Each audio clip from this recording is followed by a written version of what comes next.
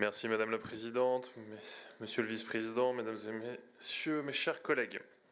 Le rapport qui nous est présenté nous propose d'adopter une dénomination pour le nom pour le lycée polyvalent de Saint-Denis. En tout temps et en toutes circonstances, permettez-moi de le rappeler, la région Île-de-France s'est honorée en s'opposant fermement à toutes les formes de ségrégation, de rejet, d'oppression ou pire. Elle s'est opposée à toutes les persécutions de toutes les minorités ici et à travers le monde. Encore récemment, nous nous trouvions, toutes et tous, aux côtés des femmes iraniennes qui se battent avec un exceptionnel courage pour leur liberté.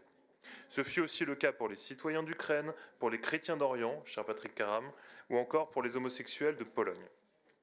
Comme maire, comme élu de la majorité régionale et comme président du groupe, et donc au nom de tous mes collègues, j'ai à cœur de porter haut et fort les valeurs d'universalisme républicain, de laïcité, des valeurs qui devraient tous nous rassembler aujourd'hui.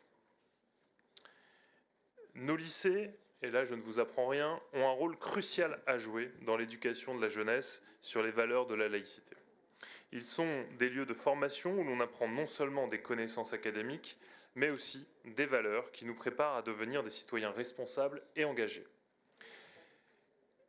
Et il est, nous le croyons, de notre devoir de protéger ces sanctuaires qui doivent être imperméables aux doxas politiques et à toute forme d'obscurantisme. Comme pour beaucoup d'entre vous, le nom d'Angela Davis m'évoquait le combat pour les droits civiques des minorités afro-américaines aux États-Unis. Ce combat, comme tous ceux qui visent à libérer et émanciper, nous le partageons et l'encourageons. Mais parce que nous sommes ici une assemblée souveraine, politique, et que nos décisions découlent de symboles importants, nous ne pouvons pas fermer volontairement les yeux sur une partie de l'histoire, fût-elle déplaisante. En 2013, Angela Davis signait une tribune pour s'opposer violemment à la loi portée par François Hollande,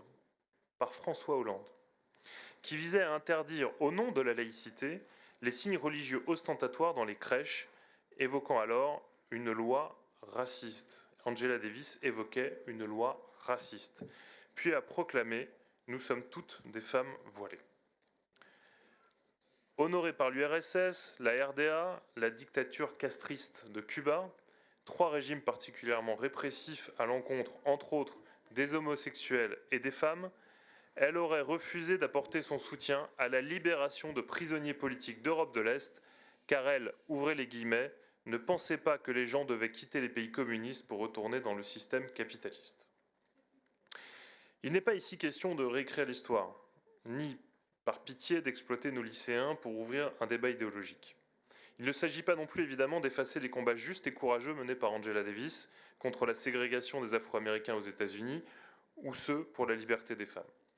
Non, définitivement, la cancel culture de la gauche radicale que vous aimez tant, nous vous la laissons. Mais comment imaginer qu'un lieu d'émancipation intellectuelle comme un lycée soit nommé après une personne qui a estimé, peut-être par erreur, que les femmes voilées seraient plus féministes que les autres? Mes amis, le message envoyé à notre jeunesse, et particulièrement aux jeunes femmes, serait désastreux, alors même qu'en Iran, des femmes meurent pour leur liberté. Parce que la laïcité est une valeur cardinale de notre République et que le mouvement pour les droits civiques aux États-Unis est un pan essentiel de l'histoire de nos sociétés modernes, parce qu'en matière d'égalité et de lutte contre les discriminations plus encore qu'ailleurs, on ne peut pas, on ne doit pas réécrire l'histoire et jeter un voile pudique sur les faits qui nous dérangent. Nous souhaitons, avec la majorité régionale, que tous les jeunes franciliens puissent être bercés par les valeurs universalistes qui font le ciment de notre société et de notre République. C'est pourquoi je propose au nom de mon groupe de nommer ce lycée Rosa Parks, figure emblématique de la lutte contre la ségrégation raciale aux États-Unis, surnommée mère du mouvement des droits civiques par le Congrès américain. Rosa Parks est un exemple et un modèle. Une femme ordinaire qui a accompli un acte extraordinaire. Une inspiration pour tous, rappelant à chaque jeune francilien qu'il a le pouvoir de faire la différence, quel que soit son âge, son sexe, son origine ou sa sensibilité politique.